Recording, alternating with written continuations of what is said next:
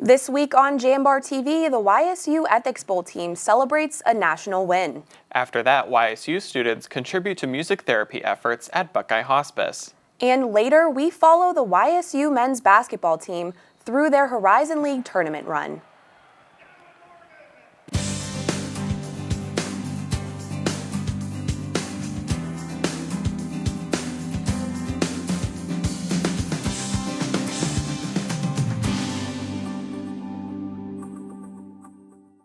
Welcome to JambarTV. I'm Brandon Brown. And I'm Rachel Gobep. Students with international travel plans are encouraged to share their itineraries in the midst of the coronavirus outbreak. Student Affairs sent a campus-wide email on Monday, prompting students to consider travel warnings, entry and exit control measures, and possible quarantine implementations in the coming weeks. Travel advisory levels and travel notices are issued for several countries, including China, South Korea, Iran, Italy, and Japan. Contact the International Programs Office with any questions regarding travel or re-entry to the U.S. at 330-941-2336. Youngstown's poverty rate is almost twice as high as the national average, with roughly 36% of residents living in poverty. City organizations like Gleaners Food Bank and YSU are helping those who are struggling. Gleaners and other organizations are a consistent source of aid and donated food. YSU students can get involved in the efforts through poverty awareness in Youngstown, known as PAYO, a YSU organization dedicated to helping those in need. The YSU Ethics Bowl team ranks first in the nation. The team of 5 YSU students scored a first-place prize after winning the National Association for Practical and Professional Ethics Intercollegiate Ethics Bowl in Atlanta on February 22nd. This was the 5th consecutive year that YSU placed a team in the national tournament. The team defeated various schools across the country, including Stanford University, Yale University, and the U.S. Military Academy. We're all really good friends, and I think that's what enabled us to win the national championship this year. We just really work in sync. 4 of us went to high school together. We all did debate together, and we're all, friends. We take classes together. We hang out weekly. So the team dynamic was really, really good this year because we're all so close. It felt, I guess, kind of like a long time coming without sounding ridiculous, but this is our 5th year having a program, and this is the 3rd year that we have been in the final round. March is Women's History Month, and women of all backgrounds are coming together at YSU. I had a Women's History Month planning meeting, and normally I get about 8 people. And I didn't have enough chairs in my conference room. It was maybe 20 people that came from the community and from the different departments that wanted to help with ideas. And so we have a really full calendar this month. So I'm really excited about the support. YSU packs the month on campus with movie screenings, panel discussions, and additional opportunities to honor women. For event dates, times, and location, visit the Women and Gender Studies page at wgs.ysu.edu. Misinformation can spread easily, especially during the race to be first in breaking news. For example, there were conflicting reports during the reporting of the Kobe Bryant helicopter crash last month. Various accounts misreported who had perished in the accident that left 9 dead. While some platforms have taken action to combat this kind of misinformation, YSU social media expert Adam Earnhardt says they often rely on users themselves to police any inaccurate or misleading news.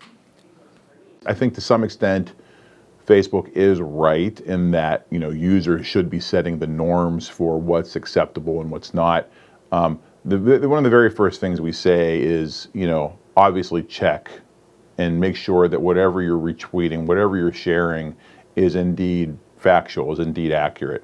Because if it's not, then obviously you shouldn't retweet it, and actually you should report it. YSU is raising awareness for eating disorders with a series of health and wellness events. National Eating Disorder Awareness Week provides a platform for people battling anorexia, bulimia, binge eating, and other disorders. Last week's events included a panel discussion, pink glove boxing, and shopping with a dietitian. It's all about putting, for us from a YSU standpoint, it's all about putting events out there and giving students opportunities to learn about eating disorders and giving them coping strategies if they're struggling with an eating disorder. The 48-hour upper division level minimum requirement for all majors will drop to 39 credit hours this fall after the Academic Senate approval last December. The proposal for the lowered requirement came to the Academic Standards Committee of the Academic Senate several years ago, but was denied. My initial proposal 2.5 years ago was to lower this to 39 hours from 48 upper division hour requirements to 39 hours, and it was just basically in line with everything that we saw across the state. Anticipated as YSU held one of the highest requirements for the amount of upper division level credit hours for universities in Ohio. Several universities have no requirement at all or leave it to individual programs to decide. Mount Carmel honored a Youngstown tradition, serving nearly 10,000 cookies at the 8th annual Cookie Table and Cocktails event. Since the early 20th century, Youngstown natives have opted for cookie tables along with cake at weddings. Some early immigrants viewed cakes as too expensive, starting the tradition. The Mahoning Valley Historical Society honored the Youngstown cookie table tradition with cocktails, dinner, and music last week. The social gathering was open to the public as participants showed off their homemade cookies and competed for top prizes. Country artist Luke Bryan is set to headline the 4th annual Y Live concert with special guests Morgan Wallen and Kaylee Hammock. Bryan will take the field of Stambaugh Stadium to perform songs from his latest album, Born Here, Live Here, Die Here, which is set for release next month in addition to his popular hits. The concert will take place on June 13th, in contrast to its usual September date in previous years. Tickets can be purchased online only at Ticketmaster.com. YSU students are highly anticipating the week-long spring break next week. JambarTV reporter Amanda Jornt catches up with YSU students to see exactly how they plan to use the break to relax and reset. Hi, I'm Amanda Jornt with JambarTV. Spring break is next week, so we're out here on campus asking Penguins what their plans are over break. This year I'm going to Myrtle Beach like I do every year because my grandparents live there and it's a lot of fun. And last year I went parasailing and it was the best thing I've ever done. I have a whole bunch of essays I haven't started writing yet. For spring break I'm going to Myrtle Beach with 3 of my friends and we just plan on having a really relaxing trip. We don't have a lot of big activities planned, we're just going to take it easy on the beach. I've been really stressed out these last couple of weeks with work and I think I need a break and a vacation. You have to get a break to not feel overwhelmed anymore. And so having that week off, I can just decompress and not have to focus on all my responsibilities all at once. Up next, executive producer Alyssa Weston sits down with one of our very own crew members who will tell us how he overcame childhood hardships. Russell Diulio shares his experience growing up in the foster care system and how it's made him who he is today. So stay with us after the break. Growing up, I love figuring out how things work, putting things together. I love being able to come up with an idea, design it, just the whole process of creating things. I go to school here at Youngstown State and my passion is 3D design. I chose YSU because all the equipment, the research being done here, it's like a playground for me. I'm Alex and I'm Y and proud. You're here to be part of something bigger, to make things happen. For you, college is about knowledge being shared, and learning experiences that aren't limited to the classroom. On campus, you want to matter. It's about engaging every day, building relationships with students, with mentors, with the community, in the heart of a reinvented city. We are that something bigger. We are Youngstown State University and proud. You're looking to your future, preparing for your goals, and they're closer than you think. Because here, success is part of the plan. It's a place where academic and social opportunities are meant to prepare you for life, not just the next 4 years. You'll be equipped to face new challenges and turn hard work into a career. You're ready for your success to take root. And here's where it starts. We are Youngstown State University, and proud. Hey kid, you wanna try some exercise? Wait, what? What's going on right now? Yeah man, exercise. I don't know. I don't know if I should even be talking to you right now. It's got lots of benefits. Okay. The benefits of exercise include increased levels of energy, higher quality of sleep, better muscle and bone strength, improved memory, and clearer skin. Welcome back to JambarTV. Today, senior sports broadcasting major Russell DiUlio joins me in the studio to discuss his journey to adoption and his experience in the foster care system. Russell, thank you so much for being here. Can you tell me a little bit about your upbringing? Well, I guess it started when I was born in Allentown, Pennsylvania. According to the documentation I got from the state of Pennsylvania, there was no biological connection between my mother and I. So by the time I was about 5 months old, she gave up all parental rights to me. My father didn't. But unfortunately, he was involved in a bicycle accident when he was a teenager. It was a bad accident where there was trauma to the head. So he could not take care of himself, let alone take care of me. So it was decided that I would go live with my grandmother and step-grandfather in Erie, PA. I lived there until I was about 6 years old. And then it was found out by the authorities that my step-grandfather was molesting me. So then I was thrown into the foster care system, which was an ordeal. A little bit over 6 years in the foster care system. There was one family that I was at, the mother of the household abused me physically and mentally. It came to a point, at that point I was like about 9, maybe 10 years old. So I was seriously contemplating killing myself. But then I believe the Holy Spirit spoke to me and just kept on telling me, just one more day. Just go one more day. So that went on I was at that home for about 9 months. By the grace of God, I was taken out of that situation. And then about 3 years later, I got something that I probably never thought I would ever get. And that was an actual family, somebody who actually cared about me. So it was by the grace of God. At 13 years old, that doesn't happen too often. Before that happened, I was contemplating what I would do when I aged out of the foster care system. You've talked a lot already just about how much your faith has impacted your life. Have you been religious your whole life, or is it because of these experiences you've gone through that have kind of kept you in your faith? Well, when I was going from foster home to foster home, there were, I'd say most of them had some sort of religion. I lived with some Catholics, some Protestants, some Baptists. So for the most part, religion was in my life at some point or another. Honestly, I really don't know how to describe how I was able to listen to the Holy Spirit and just keep on going.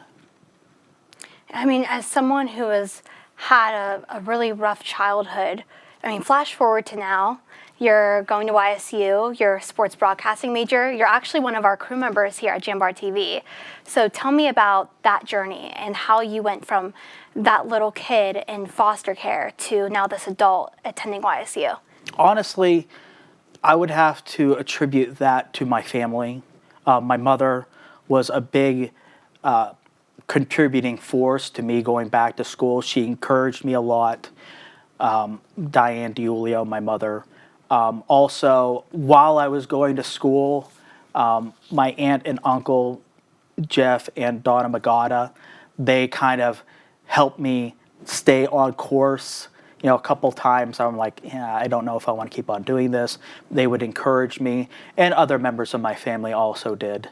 So Yeah, and from what I understand, the journey wasn't, high school, graduate, go to college. You had a few other steps along the way. Do you want to tell me a little bit about that journey too? Yes. Right out of high school, I got a job part-time at a restaurant, and then I just went from job to job, Walmart, Home Depot, things like that. And then finally, my uncle told me about this sports broadcasting track at YSU.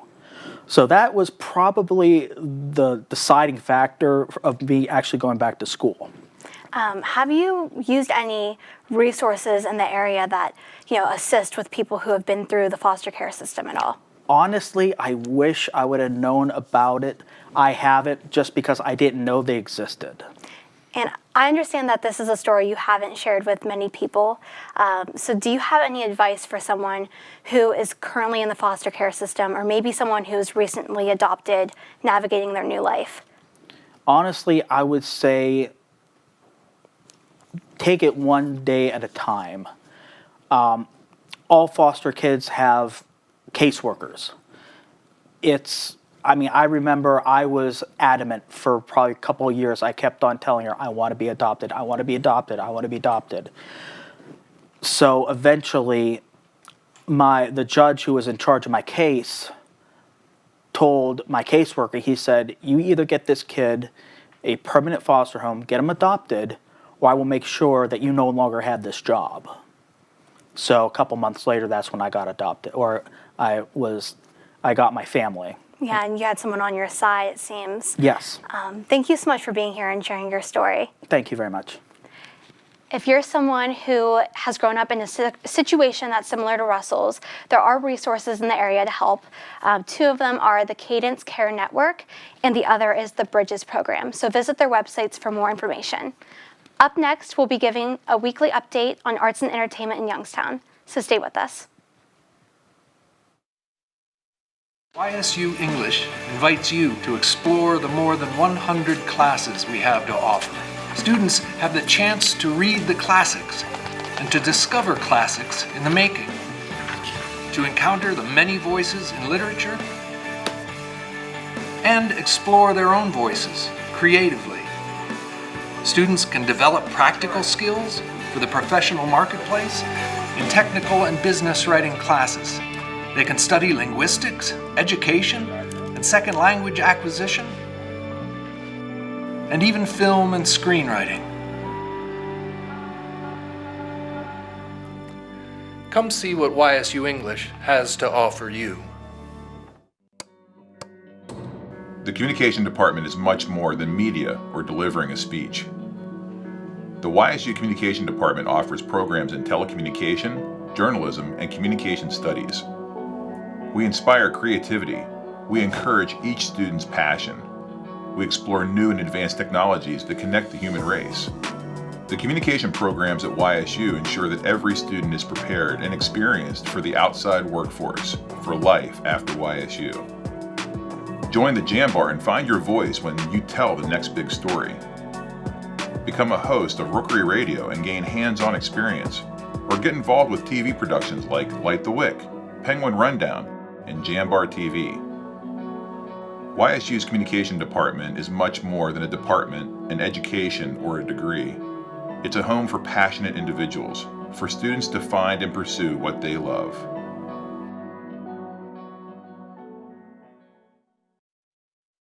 Welcome back to Jambar TV. I'm Gabby Owens. Music therapy is now practiced in the Mahoney Valley and promotes wellness, stress management, memory enhancement, and improved communication. At Buckeye Hospice and Palliative Care, the search for music therapy volunteers is an important mission. Jambar reporter Francis Claus has more. Students at Youngstown State University are encouraged to contribute to music therapy efforts at Buckeye Hospice, whether it's through singing or playing an instrument. But aside from volunteers, Buckeye Hospice social worker Nicole Pondillo feels music therapy is important to incorporate in her patients' sessions. When I am visiting our patients, I like to talk to them about, one, if they like music, if there's a specific genre of music they like, or a specific musician, and talk to them about that, what their likes and dislikes are. And then when I am able to do my visits, I can play that music for them. Pondilla said she mainly works with patients who have dementia, and some are able to recall lyrics and sing along to their favorite music, even in the late stages of the disease. We know that music memory is stored in our long-term memories with those emotional connections. And with dementia, those long-term memories are typically the last memories to be affected. So that's why music can still reach somebody even in the late stages of dementia. To find out more about music therapy at Buckeye Hospice or to volunteer, visit buckeyehospice.com. Frances Claus, JambarTV. Members of the Dana Clarinet Society work with local high school musicians during Clarinet Day. Dr. Alice Wan taught young clarinet players key lessons on articulation and breathing, and the collegiate musicians served as team leaders for the high schoolers. During last week's event, the same day members of the Clarinet Society performed in trios and ensembles. The participants also performed a song on stage they learned that day. The overall goal was to help young musicians make the most of their first year experience in the college ensemble. Students and faculty gathered in the Ohio room of Kaquali's to celebrate Mardi Gras with food, dancing, music, games, and trivia. The event was hosted by the World Language Clubs of YSU to encourage students to learn and talk to other students learning a foreign language.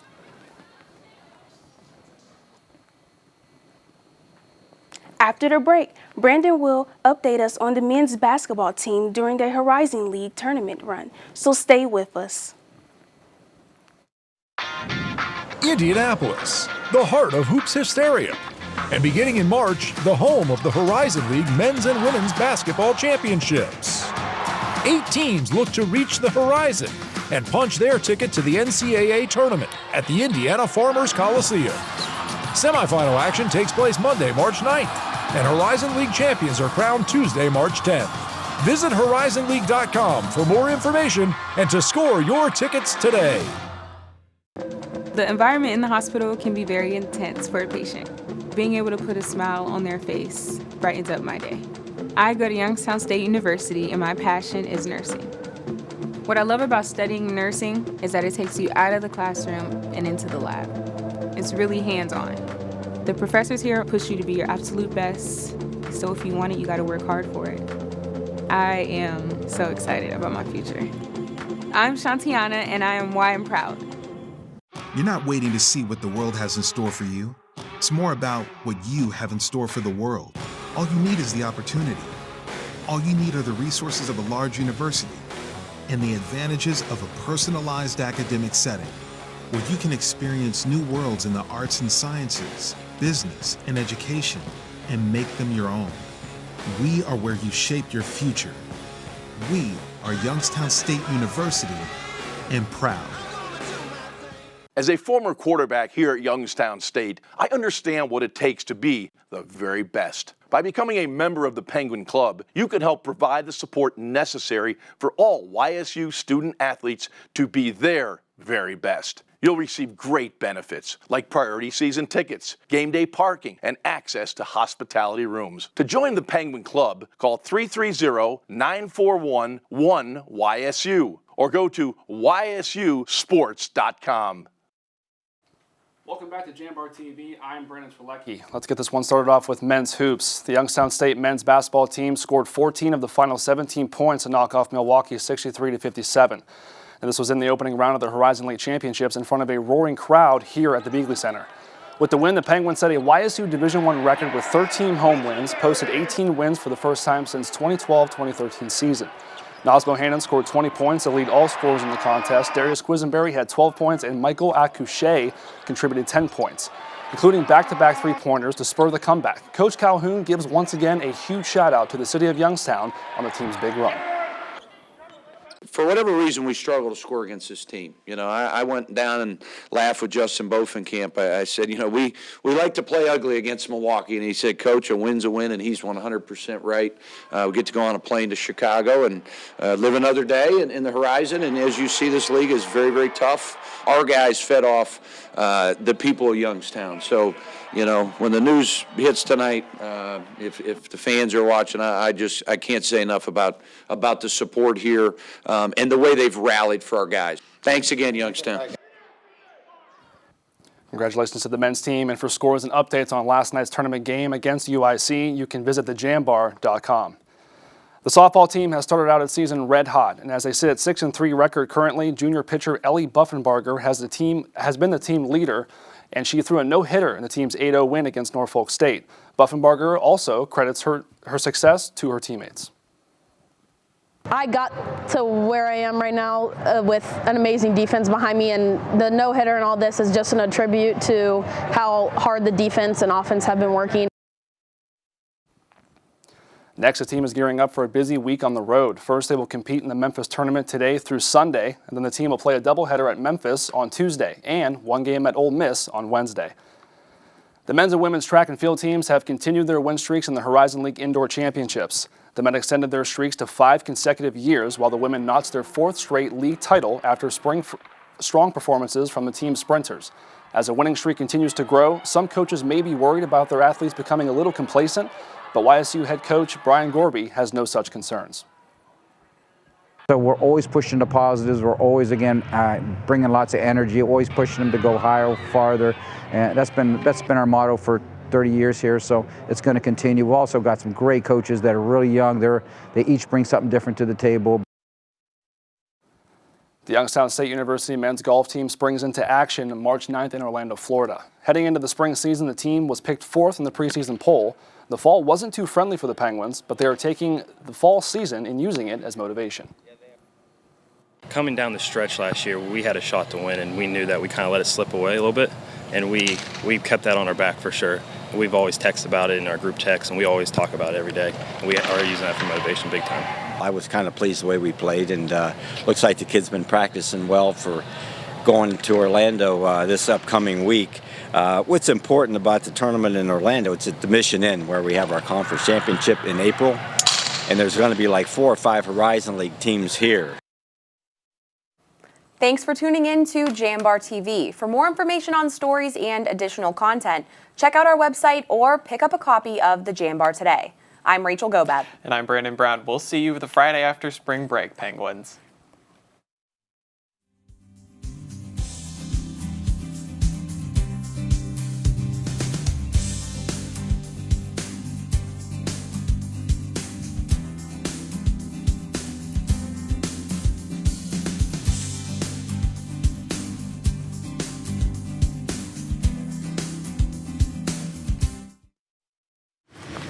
It's always out there. The horizon. A reminder that our greatest goals are rarely attained. And as soon as you reach one, another emerges. But every day we rise and work harder, dig deeper, ask one more question, take one more shot in relentless pursuit of our horizon. You're looking to your future, preparing for your goals, and they're closer than you think. Because here, success is part of the plan. It's a place where academic and social opportunities are meant to prepare you for life, not just the next 4 years. You'll be equipped to face new challenges and turn hard work into a career. You're ready for your success to take root. And here's where it starts. We are Youngstown State University, and proud. The feeling when my hands are on the piano, it's become comforting. It's somewhere that I can express myself. I go to Youngstown State University, and my passion is playing music. YSU is allowing me to take what I love and turn it into a career and do it every single day of my life.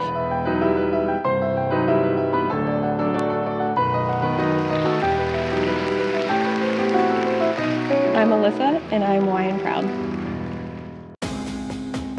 Founded in 1985, the Missouri Valley Football Conference has established a tradition of FCS football excellence. Competing at the highest level of NCAA Division I, student athletes at its 10 institutions demonstrate character, passion, and integrity as they grow as a student, an athlete, and a citizen. The Missouri Valley Football Conference, where leaders are shaped and champions are forged.